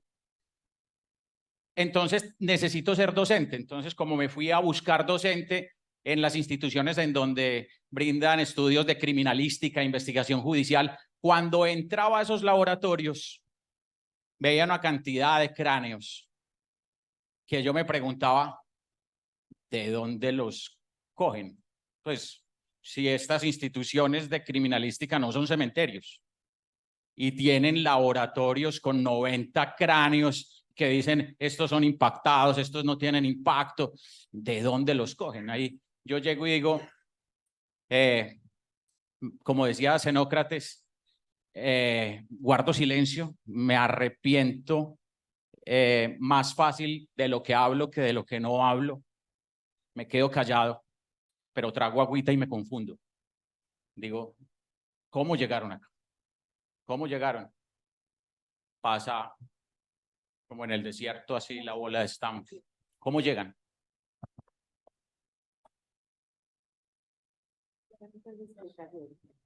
Esos cuerpos tienen explicaciones cómo llegan a algunos de los sitios. Son entregados, supuestamente, son entregados por medicina legal.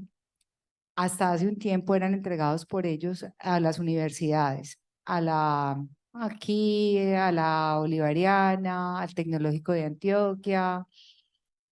Se supone que eran personas no identificadas o que los regalaba o que los mismos familiares los donaban para esto, pero resulta que hubo un caso muy sui generis y se los voy a contar lo que pasó con el Laboratorio de Antropología de la Universidad de Antioquia. Cuando comenzó todo lo de Hidroituango, intervinieron 3 cementerios, Barbacoas, Fortuna y el otro no me podía acordar nunca el nombre, y estaban allá. Y cuando fuimos a intervenir el laboratorio, porque era parte de lo de Hidroituango, fuimos con la unidad de búsqueda, encontramos y efectivamente están las donaciones, está todo, pero habían cuerpos con muerte violenta. Estos no deberían estar ahí. ¿Por qué? Porque muerte violenta no pueden hacer nada, no se pueden cremar, no se ha resuelto la muerte, no se sabe quién son.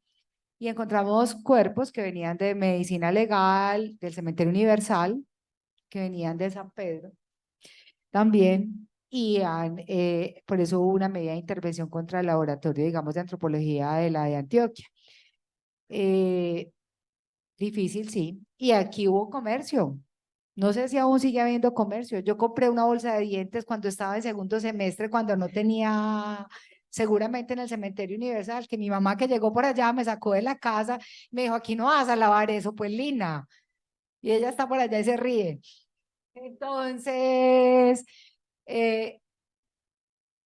ay, sí. Y ahora que intervengo el Cementerio Universal, que llevo tantos días, digo, ay, Dios mío, encontramos una fosa con un mundo de mezclados. Fémures, cráneos, bueno, y cráneos es lo que menos, porque le vendían a uno hasta el cráneo también si lo quería. Entonces todo ese comercio, pues, de todo lo que era, así lo vendían. No sé si sigue siendo así, San Lorenzo, que es ahí atrás.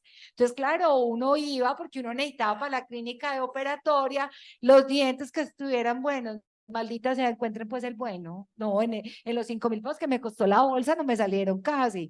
Yo ahora me río y me río, pero me da mucha tristeza porque en segundo semestre yo no tenía la visión de esto.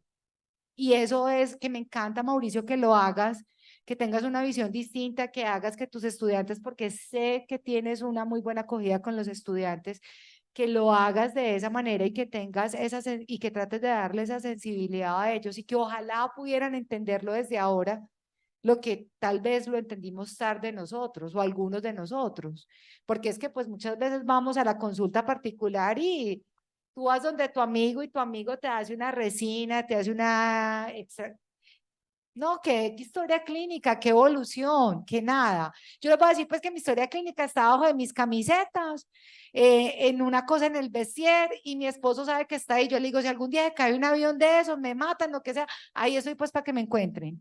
Y cada que me haga una cosa distinta me la cambio, yo sola.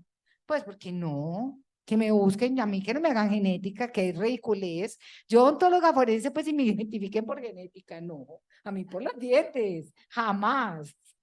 Entonces eso es lo que yo digo y me parece súper chévere, pero eso es lo que ha pasado y eso es lo que tuvimos todos y eso es lo que sigue pasando y que eso es lo que se está destapando ahora, que se destapan muchas cosas de estas, como lo que pasó con la Universidad de Antioquia.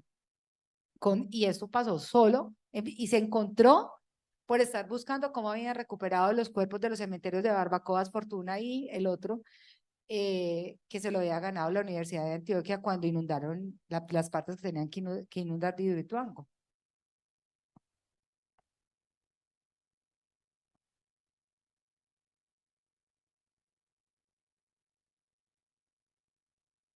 Buenas tardes para todos. Soy odontóloga, terminé hace más de 30 años. No me tocó ver medicina forense, pero en el rural y en mis primeros años de profesional, sí me tocó pues hacer la historia clínica de personas que habían sido asesinadas. Y me encontré con dificultades, y una de esas que para muchos ahorita que están viendo puede ser una bobada, pero me pareció muy difícil hacer la apertura a una persona recién muerta. Yo no sabía, llamaba al portero, a mí me pareció supremamente difícil. Me parece triste porque después de eso dice salud ocupacional y me parece que los odontogramas son claves hasta en las personas vivas. Usted ahí se da cuenta qué hace la persona con sus dientes, sus hábitos. Hay una cantidad de información que es impresionante. Hablan de los profesiogramas y yo hablo de los odontogramas porque parece un dato muy importante desde el punto de vista laboral y poslaboral. Entonces, esa es mi pregunta. ¿Cómo hace uno por abrir una boca a una persona recién? Bueno, resulta que dependiendo del rigor mortis que tenga, pues entonces aquí está el macetero, pues vamos a dar clase. Está el macetero, entonces ellos inmediatamente los músculos más pequeños se van volviendo rígidos. Entonces, ¿uno qué hace? Y ahorita les estaba contando una historia que se rieron conmigo. Uno le da golpecitos y ellos van soltando porque es el ácido láctico que está ahí, entonces van soltando y uno va tratando de abrirlo. Es complicado, pero entonces uno coge así y así. Bueno, voy a contar una historia para que se rían. Imaginen que yo daba clase en el CES. Era terrible. Entonces los muchachos del CES, todos ellos eran, no, no, doctora, ¿cómo vamos a ir a hacer prácticas? No sé qué. Y yo, no, vamos a hacer prácticas, tienen que hacer. Entonces llegamos allá, lo primero que me dicen es, doctora, usted no parece odontóloga hoy, parece una carnicera con esa pinta que tiene en medicina legal. Y yo, bueno, tranquila, carnicera adelante. Bien, puedan en grupos. Y entonces yo le dije a Argiro, me acuerdo, que así se llamaba el técnico, le dije, Argiro, por favor, saca el que esté más viejo, más podrido a estos para que aprendan. Y congelado, en medicina legal, y congelado. Bueno, entonces, claro, estaba congelado, iba a abrir, y empiezo yo. Me puse el muertico aquí, o sea, yo estaba, aquí estaba el muerto, aquí estaba así, y empecé yo a darle golpes en el macetero así. Oh Dios, Señor y Redentor, y empieza a sonar eso así. Yo dije, ay, Dios mío, esto se paró. No, brinquitos. Ay, no era pues tan guapa, doctora, no sé qué. Claro, ya la necropsia tenía unas puntadas muy amplias, entonces se movía todo lo que era, lo que habían desprendido, y claro, rozaba eso y sonaba durísimo. Pero pues la manera es esa, pero sino que yo les cuento las historias de lo que a uno le pasa, y yo no le tengo miedo a los muertos, no tengo problema con ellos. Para mí ellos son mis compañeros, yo le tengo miedo a los vivos, ellos para mí, yo duermo con ellos en el hotel cuando toca recuperarlos y no tenemos dónde dejarlos. Y como eso está, eso en cadena de custodia estaba de parte de nosotros, hágame el favor donde nos pierda alguno. Es horrible. Entonces, nada, yo no tengo miedo, pero ese día, miren, y por darles una lección a los otros, me la di fui yo. O sea, se me devolvió. Pero es cierto, es simplemente darle los golpecitos porque van soltando el ácido láctico que tiene la rigidez y ellos van soltando. Pero pues es un proceso de moral muy difícil, sí, muy difícil. Bueno, agradecerles inicialmente a nuestras invitadas, a Camila y a Lina. Fue un conversatorio muy interesante, muy doloroso también, pero digamos con posibilidades y esperanzador, digamos, en este nuevo panorama que tenemos de construir verdad, reconciliación y no repetición. Y a ustedes por su asistencia e interés en este tema. Muchas gracias. Gracias.